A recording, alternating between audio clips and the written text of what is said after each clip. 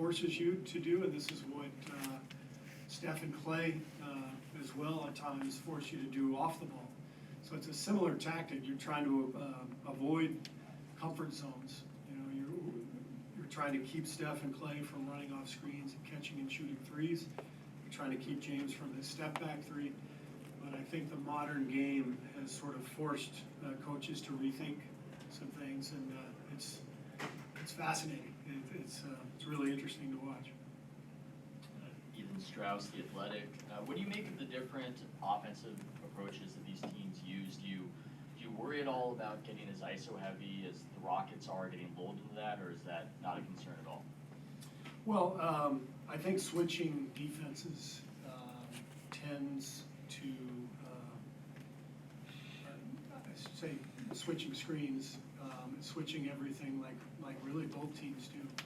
It tends to slow down the opposition. It tends to force more isolation basketball because you're not getting the usual sort of dominoes to fall by setting a screen.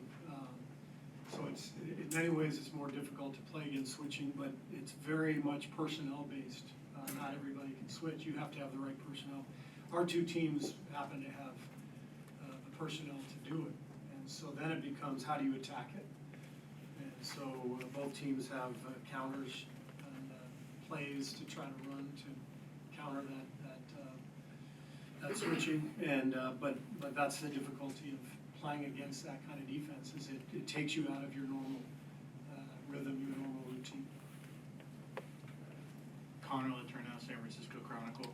Steve, what have you thought about what Daniel House has been able to do with the Rockets? And when he was with you guys in training camp, could you tell that he had the potential to be a rotation caliber guy on a winning team?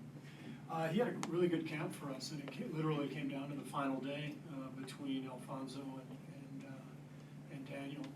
He almost made our team. Really happy for him.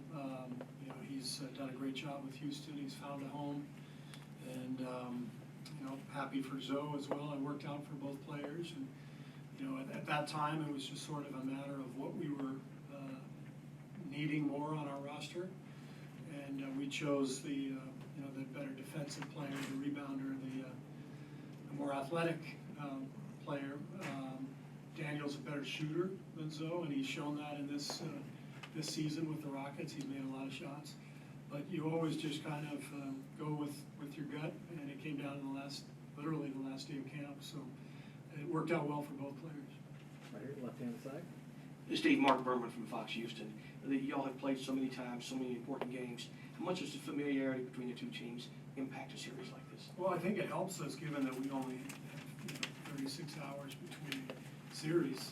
Honestly, you know, if you're only going to have that amount of time to prepare for somebody, you'd like to know them pretty well. And we know Houston very well. They know us very well. So it helps, but on the other hand, you know, they're a great team, and they're difficult to beat. So we know, you know, what this series is about. We know what Houston's about, how good they are, and you know, we're all excited to play. Second row, left-hand side. Steve, back to what was being asked about the defensive coverages and all that. What jumped out to you with last year's series, with how they approached Durant, and how did you see that might apply in this year's matchup?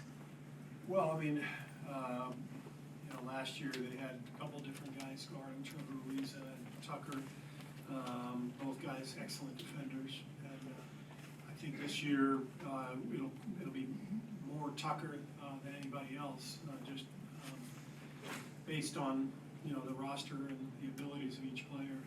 They did a good job on us. I thought Andre's injury at the end of game 3 hurt us, just, you know, like Chris's injury hurt them the last couple of games. And Andre's injury was underrated because of what he does at both ends of the floor. You know, our offense tends to flow better with Andre.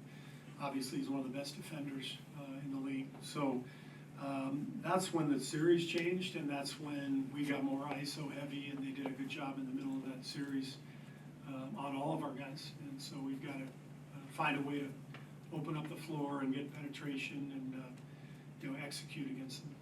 Far back left-hand side. Bonnie Poole, NBC Sports Bay Area. Steve, what will dictate your center rotation? I mean, you obviously made some changes in the previous series, but in this series going in, what do you think will dictate who plays and how often?